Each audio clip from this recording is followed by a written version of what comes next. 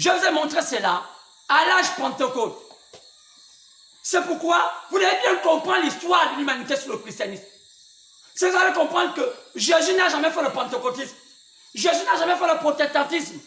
C'est des choses montées les médômes. Jésus n'a jamais fait les témoins de Jéhovah. Non, ce n'est pas possible. Parce que quand on essaie de voir la doctrine témoin de Jéhovah, quand on essaie de voir la doctrine pentecôtiste, quand on essaie de voir la doctrine, comment on appelle, catholique, quand on essaie de voir la doctrine même des aventures du 7e jour, quand on essaie de voir la doctrine, sur la sainte doctrine de l'apôtre Paul. Parce que c'est lui que Dieu avait choisi comme étant celui qui veut mettre le fondement. C'est pour le fondement. L'apôtre Paul dit, si quelqu'un veut mettre un autre fondement que celui que je mets, il soit anathème. 1 Corinthiens 3, partant verset 9. C'est lui qui a mis le fondement. C'est l'apôtre Paul. Romains 11, 11. C'est lui qui a été choisi comme le premier apôtre des nations. C'est lui qui a commencé à mettre chaque chose à la place. À la place. Paul a été choisi pour les païens. Plutôt Pierre a été choisi pour Israël. C'est pourquoi Pierre n'a jamais été à Rome. Donc c'est une erreur que les confidisent. Quand on voit l'histoire de l'humanité, jamais Pierre a mis pied à Rome. C'est de l'infortune, c'est du mensonge. Mais celui qui a mis pied à Rome, c'était Paul. Quoi c'est? Il était l'apôtre des païens. Et il a mis le fondement. Regardez, il a dit que les femmes ne prêchent pas les assemblées. Il n'était pas permis. C'est quelque chose du diable. Ce sont les Européens qui ont amené un système comme ça avec l'Occident. Avant, ça ne se faisait pas. Même quand on va dans la Bible, les Fouébés, tout ce monde-là, les Fouébés, comment on appelle, toutes ces dames-là qui étaient là, elles sont nombreuses. On les appelle des prophétesses. Oui, parce qu'elles avaient donné les prophéties. Comme on peut voir toutes ces personnes-là, mais jamais elles étaient que dans un temple. Et c'est l'Occident qui a amené tout ça. Pourquoi? Pour essayer de remplacer toutes les choses qu'on a des Diane qui a toujours le monde. Je te montre cela sur l'occultisme. C'est Miramis qu'on appelle aujourd'hui Isis. C'est tout comme ça. Même dans notre tradition au Gabon, on a toujours cette déesse-là qu'on appelle qui? Oh! Aujourd'hui, on l'appelle la grande sirène. Elle a eu beaucoup de noms. Mais jamais l'Église du Dieu vivant a eu comme femme pasteur, prédicatrice d'évangile. Non! Mais qu'est-ce qui a fait ça? L'Occident, en embrouillant le christianisme, et les gens sont dedans, même des femmes sincères, des femmes bien, pensent que c'est bien. Et ça la mode. Parce que lorsqu'une femme ne prêche pas, ça ne séduit pas. Lorsqu'une femme là, ça séduit. Non! C'est pas que l'on est misogyne, mais lisez toute votre Bible. Oui! Ces femmes qu'on appelle les porteurs de la Bible n'étaient pas des prédicatrices de l'évangile. Donc, quand dans l'Ancien Testament, qu'on peut regarder Déborah, c'était les juges. Elle jugeait à son panier, assise. Où est l'esprit? Elle peut dire, regardez même. Elle donnait les instructions à des hommes, faites comme ça, faites ceci. Mais elle n'avait pas une prédication, mettez dans la chair. Elle n'était pas dans le sassos d'Aaron.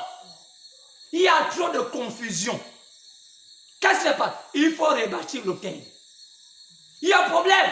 Alors, je vous ai démontré qu'on a marché durant les temps, jusqu'à ce qu'on arrivait au XXe siècle. On a vu un homme. Il s'appelait William Marion Branham. C'est grâce à lui qu'on a commencé à voir au XXe siècle, les choses s'est précisées. Il y avait trop de désordre. Quoi c'est? Il était écrit que Élie, le prophète Élie. Donc, ce n'était pas son nom. C'est le nom de l'Esprit devait l'habiter.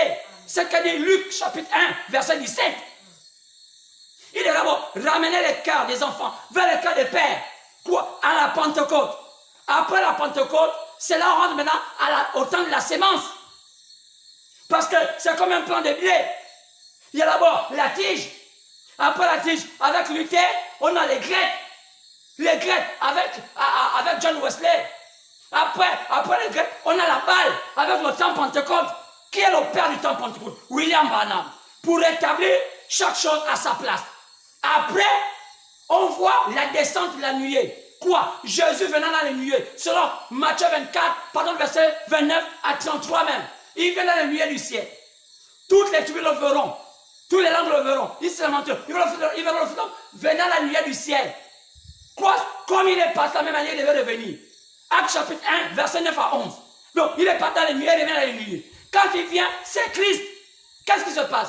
Il vient donner au livre de propriété. Ce qu'on remarque que, après chapitre 10, partant du verset 1, il vient avec le livre ouvert. C'est lui qui vient. Il pose le pied droit sur la mer. Le romanisme, le système catholique, la bête, Matthieu 13, la bête qui sort des eaux, il piétine le romanisme. Il piétine aussi le protestantisme. Le pied gauche était sur la mer, sur la terre autant moi. La terre pour le protestantisme, la mer pour le romanisme. Il le piétine. Et quand il le piétine, il les met sous contrôle. Il dit maintenant, il joue d'une voix forte. Il crie d'une voix forte. Et les tonnerres sortent. Et lorsqu'il crie, alors Jean veut écrire pour mettre dans la Bible.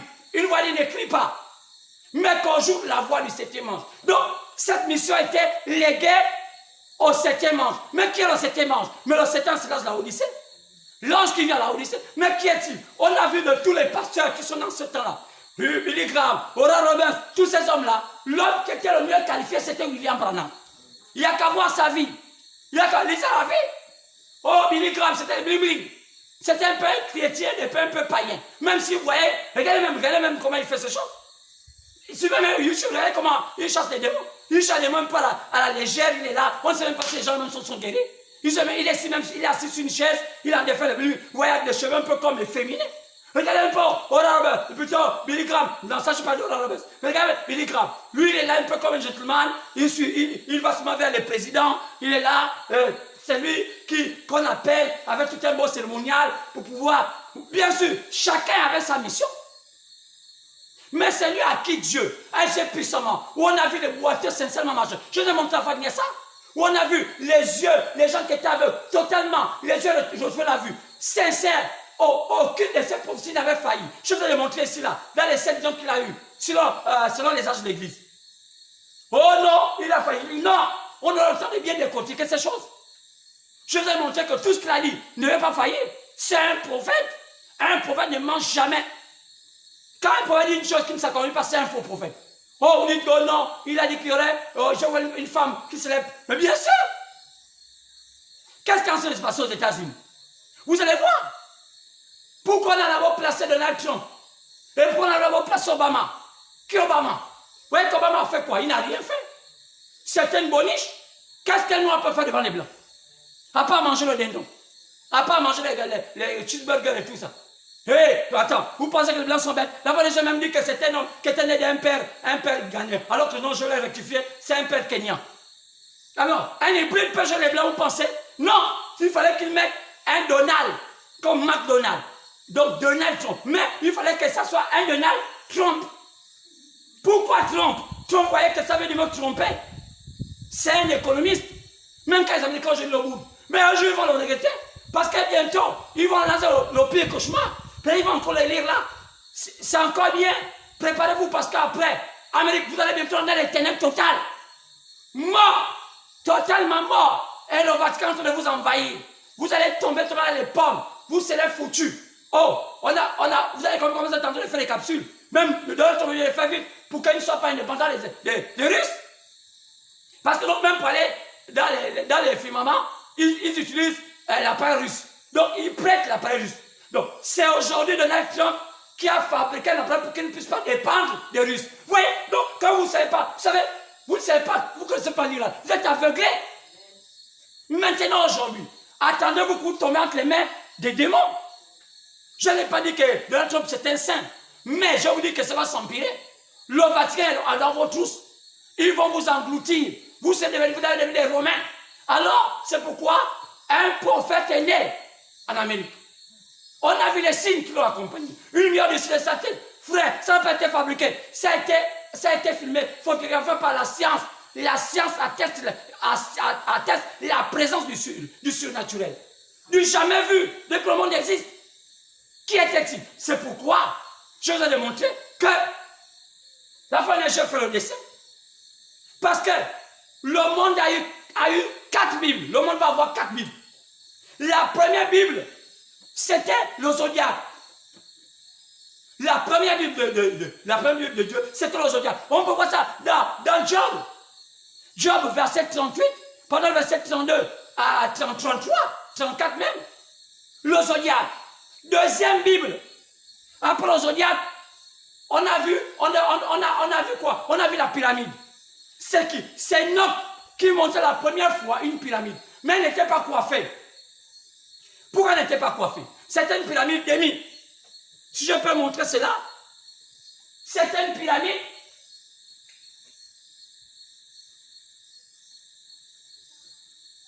C'était une pyramide, mais qui n'était pas coiffée. Pourquoi Enoch n'avait pas coiffé cela?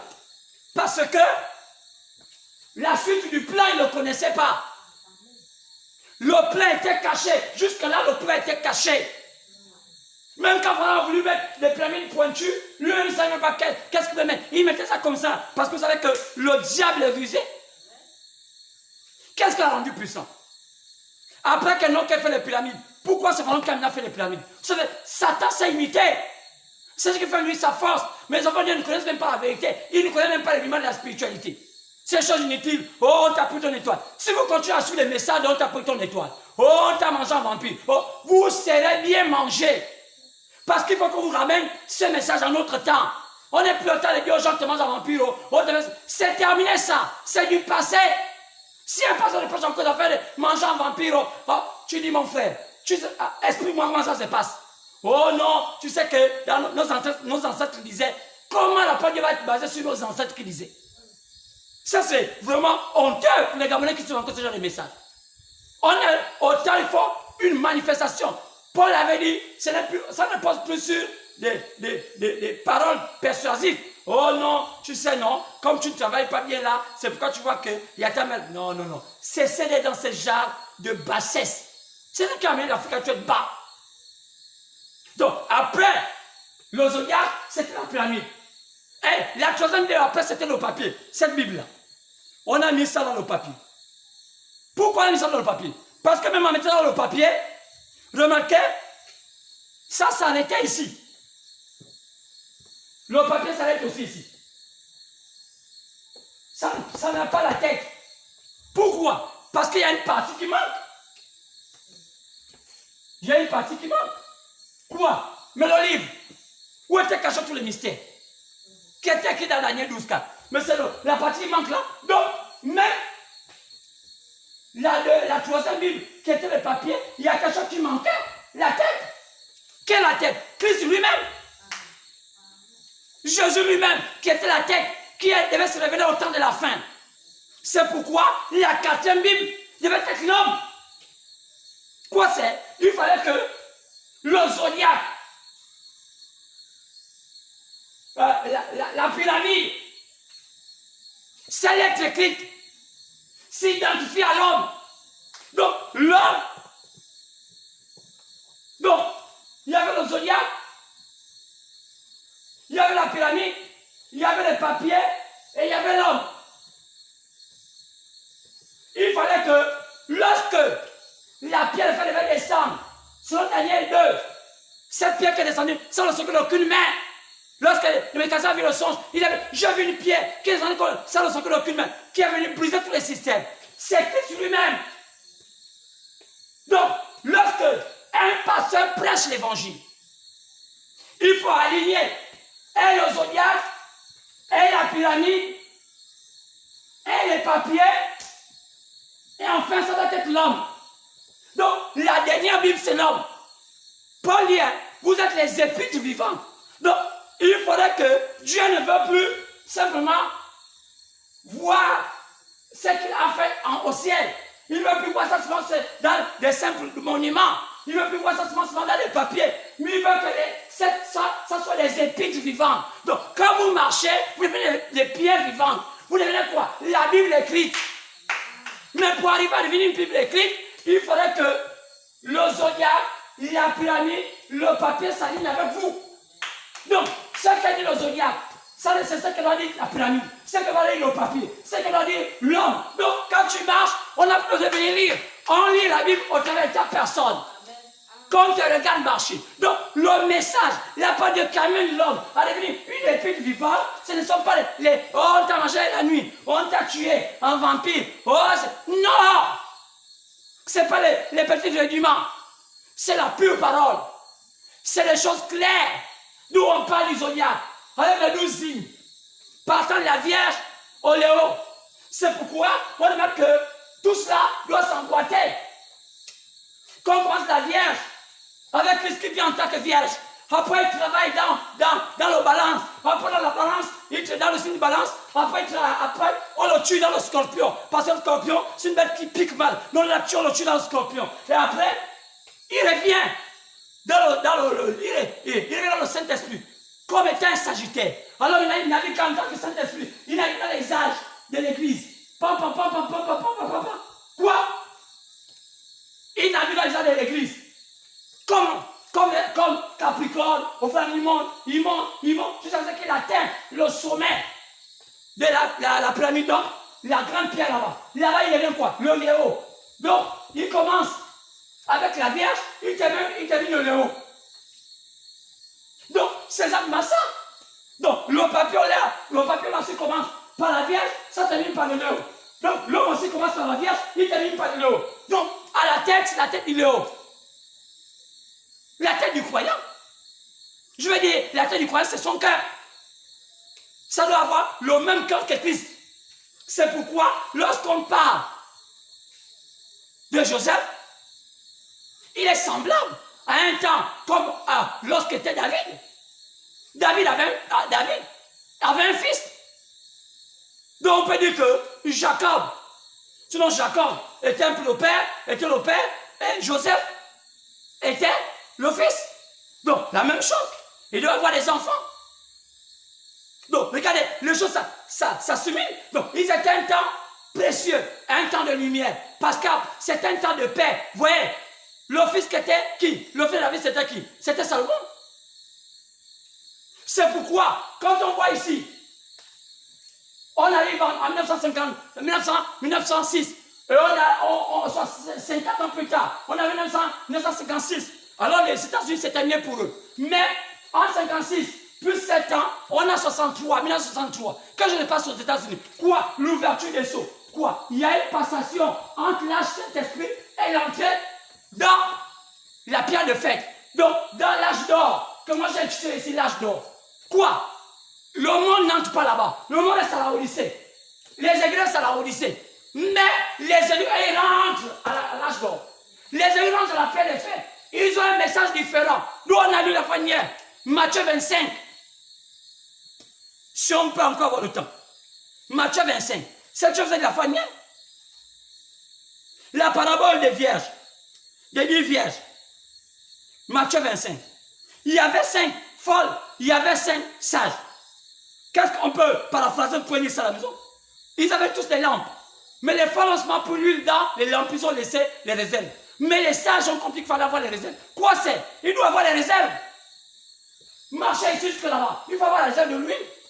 Si vous continuez à marcher avec l'esprit de la Pentecôte qu'on a eu comme aujourd'hui au Gabon, oh, c'est la fête de la Pentecôte. Tout le temps sont des fêtes. Mais ils ne savent pas que ces fêtes-là ont une signification dans le vécu de l'être humain. Alors, donc il fallait garder l'huile. Durant tout ce temps-là, les églises folles. Donc, on peut dire la Vierge folle. On a gardé que l'esprit de Pentecôte. On est fatigué. On est fatigué de coco. Il faut avoir qu'il y a eu l'endurance. Quoi c'est? Ça fait 2000 ans. Qu'est-ce qui s'est passé? Jésus est parti. Quand il est parti comment? Mais il est parti. Aujourd'hui, c'était l'agneau lui-même. On devait le briser. Donc, il part. Quand il part, c'est un peu l'image de ce qui s'est passé avec David et avec son fils. David qui était entretenu des prophètes, depuis Samuel jusqu'à Nathan, c'est même Samuel qui l'a oint. Et après c'est Nathan qui l'a gardé tout au long du ministère. Mais lorsqu'il fallait la oint de son fils, qui est le type de Jésus-Christ, qui règne ici, qu'est-ce qui s'est passé? Il doit y avoir passation entre le prophète et le sacrificateur. Mais le sacrificateur, qu'est-ce qui se passe? C'est lui qui prend l'agneau. Le soin sacrificateur. Celui qui prend l'agneau, qui amène ça dans le lieu très saint. Le soin sacrificateur. Ce n'est plus le prophète. La division change entre le prophète et le soin sacrificateur. Et c'est là que je crois que c'était ça donc. Et ça marche. Et quand ils arrivent à ce niveau-là, Jésus est parti, on ne l'a plus jamais vu, on n'a pas vu. Il doit mettre là-bas, il rentre une fois par an. Alors Jésus, ça fait 2000 ans. Et après, on le voit descendre. Quand il descend à nouveau. Mais quand il descend, on voit une nuée. Mais quelle nuée? Comme quand il est parti, quand on regarde, il est parti. Il est parti avec les saints. Les saints qui étaient morts depuis le temps du divin. Il est parti avec un certain nuage, mais après quand il revient aussi, on voit, il vient, c'est l'ancien jour, il y a des myriades. Quoi c'est? Chacun était représenté dans cette nuée. Chaque élu du temps était déjà représenté. Et pourtant on était sur la terre, mais on était déjà copté depuis le ciel. L'école était sur la terre, mais nous on était déjà coptés au ciel. Donc quand on est élu là, on n'est pas élu seulement à la terre, on est élu avant la fonction du monde. Donc quand la nuit est venue avec son personnage. La nuit avec le personnage de William Branham. La nuit avec le personnage de chaque chrétien. Chaque chrétien s'est retrouvé à l'intérieur. Et quand il est venu montrer le visage pour dire, tu es déjà dedans. C'est ça qui amène aujourd'hui les vrais vont dire, quoi ça? Quand il descend, tu étais dedans, c'est quand il descend à la nuit. Et quand il descend à la nuit, il sait avec les preuves que je suis vivant. Voilà, votre sang a été expié, vos péchés ont été pardonnés. Donc aujourd'hui, quand tu crois ce message, tes péchés sont pardonnés. Maintenant, pourquoi je ne pas confiance qui sont mal? Mais tu fais des erreurs parce que ta chair, Paul a dit aussi ça. Quand il fait du bien, c'est le mal qui vit. Quand il fait le mal, c'est le bien qui vient. Paul aussi, est-ce qu'il n'était pas un homme? C'est l'histoire de la peau. L'autre Paul là, c'est pas. C'est pas qu'il était contre le péché. Mais ça ne veut pas dire que quand on fait le mal, on revient dans le droit chemin. Parce que Dieu habite en nous. On ne reste pas toujours dans le péché. Un vrai chrétien a une machine dans la voiture. Alors, c'est pourquoi, lorsqu'il vient là-bas, je vous dis ce qui se passe ici. Quoi c'est? Matthieu 25. Les folles étaient ici. Les sages étaient ici. Jusqu'à ce qu'on est arrivé à la fin. Oh, qu'est-ce qui est passé? Arrivons à l'endroit. Quand ils arrivent à un endroit, au temps maintenant, ils entendent une voix. Une voix qui crie. Au verset 6. Au milieu de la nuit, on cria. Voici l'époux. Voici l'époux. Une voix. Allez à sa rencontre. Quand il y a eu le cri, qu'a dit William Branham? Il dit, donc il s'appelait les sages de l'église. Oh, même pas, dans l'enlèvement au temps pour moi. Il dit que ce cri-là, c'est un message. Le message qui a réveillé, elle est sage, elle est folle. Quel message? Un message de la restauration pentecôtiste. C'est pourquoi, lorsqu'on parle du plan de blé, on peut voir Agar, l'une des maîtresses d'Abraham, qui est un type de la sanctification. Après, on a vu la foi, on a vu Sarah, qui était un type de John Wesley, avec la sanctification. Après, on a vu Marie, un type de la restauration. Marie, la foi de Marie. C'est pour ça que William Branham s'appelle aussi Marion, le masculin de Marie. Mais il fallait qu'il y ait un message au-delà de William Branham. Au-dessus de William Branham. C'est pourquoi ça ne s'arrête pas à Marie. La foi de l'époux ne s'arrête pas à la foi de Marie. Regardez comment était la foi de Marie. Marie a pu croire que sans rapport sexuel, elle peut montrer au monde un enfant. Quelle grande foi! Moi, on dit que ce n'est pas l'épouse, ce n'est pas la foi de l'épouse. La foi de l'épouse est au-dessus de la foi de Marie. Là. Frère, combien de gens comprennent ce genre de choses? Alors, c'est qu'on dit que après l'âge de la restauration, donc la Pentecôte, on doit avoir l'âge de la sémence. Parce que Marie était à l'âge de la balle. C'est comme William Branham a fait tout. Après tous les condensés là, il a cassé la balle. Il devait sortir de la balle. Mais il était à la balle. Il était à l'âge de Pentecôte. Il devait sortir. Oui, il faut comprendre les Écritures. Il devait sortir de la balle pour présenter la sémence. Mais qui devait présenter la sémence? Mais celui qui présentait l'agneau, c'était le soleil sacrificateur. Donc, William Branham, Dieu n'a pas un corps sur la terre. Jésus n'a pas un corps sur la terre. Dans la loi, la jambe agitée, il fallait que William Branham soit celui qui soit la germe, la prémisse des germes. Donc, lorsqu'il y a la sémence, lorsqu'on plante, autant la moisson, là, quand on veut savoir si la moisson était bonne, on doit prendre un exemple de germe pour voir si la moisson est bonne. Il fallait qu'on agite ça devant les sacrificateurs. Donc, William Branham était les prémices de la germe. Donc, on peut dire l'image de l'épouse parfaite. C'est lui qu'on allait prendre. Mais comme Jésus n'était pas étant sur terre, alors qu'il était déjà, il devait venir maintenant montrer les preuves que le sacrifice a été accompli. Alors, qu'est-ce qu'il fait? Il prit le corps. Quoi? C'est à ce niveau-là C'est à ce niveau-là. Lorsque Jésus vient et qu'on y va, on ne le voit pas encore. On entend la voix. Mais d'autres veulent aller acheter encore l'huile. Aujourd'hui, beaucoup de pasteurs veulent encore acheter l'huile. Ils vont encore, on va voir venir au Gabon, on va voir Moutombo au Gabon, on va voir Mossène au Gabon, le Gabonais aime aller ramasser partout. Vous jamais chercher à acheter l'huile. C'est les esprits gabonais aujourd'hui. Dans le monde, les seuls de chercher l'huile à acheter les dons. Oh, on va voir venir au Gabon, on va venir là, on va voir tel, oh, il est blanc, il est noir, oh, allons au stade, allons-y. Ça n'a pas changé, c'est le même ce que vos pères avaient. Mais l'épouse, la sage, avait son huile en réserve. Elle suivait le chant de Boaz. Elle connaissait qui était là la pure parole. Elle n'attendait pas venir gauche à droite. Jusqu'à ce que, lorsque le peuple est venu, elle est rentrée. Où était la folle? La folle n'était pas là. Elle était en train de chercher l'huile à acheter. Les églises devaient chercher l'huile à acheter. Quoi c'est? Des gens monter les 1000 pièces. Ça vient au Tchad, ça vient au Congo, ça vient en France, ça vient aux États-Unis. Mais le vrai Dieu, ils ne l'ont jamais accepté. Alors, c'est pourquoi on arrive ici là. Il y a une onction du Saint-Esprit qui est là. Qui c'est? L'épouse, il y a mariage. Quoi c'est? Paul a fiancé. Donc, William a joué le rôle du témoin. Il devait être quoi? Il devait être le maire. Le maire pour marier l'époux et l'épouse. Donc, ici là, avant que l'époux ne rentre dans la fête des fêtes, il va avoir passation de bagues. Donc, c'est une grande carte pour la passation de bagues. Entre l'époux terrestre et l'épouse céleste. Et ça se fait où? Dès la nuit. La nuit là, c'est la bague. Alléluia. C'est pourquoi on a vu l'arc-en-ciel. C'était rond. C'était un anneau à cette couleur.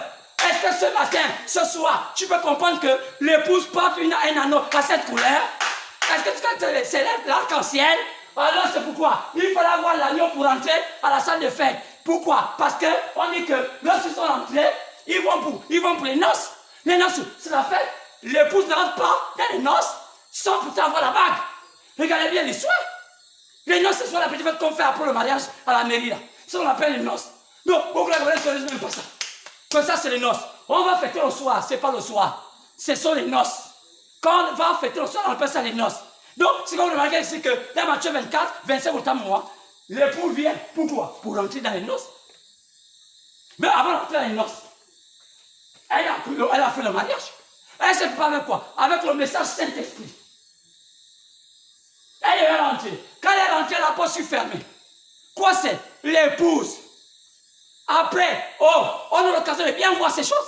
Parce que lorsque l'épouse rentre, lorsqu'elle est déjà rentrée à la pierre de fête, là où elle se prépare pour aller enfin à la lune de miel, je vais vous montrer, selon William Branham, sur le point de ce temps, il nous explique ces choses.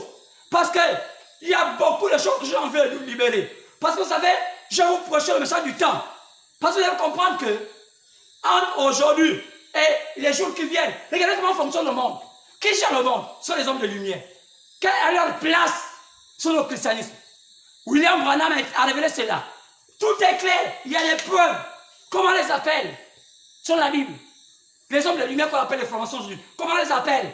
Quel est leur rôle? Le rôle de Nebuchadnezzar. Vous allez voir que même au temps de Daniel, il lisait Jérémie. Pourquoi? Parce que Jérémie, dans Jérémie, c'est lui qui avait prédit l'avenir de Nebuchadnezzar pour que Nebuchadnezzar puisse assiéger Israël qui fait dans le péché. Nebuchadnezzar était suscité à dessein. C'est un démon que Dieu avait suscité pour remettre les choses en ordre. C'est pareil que les hommes de lumière.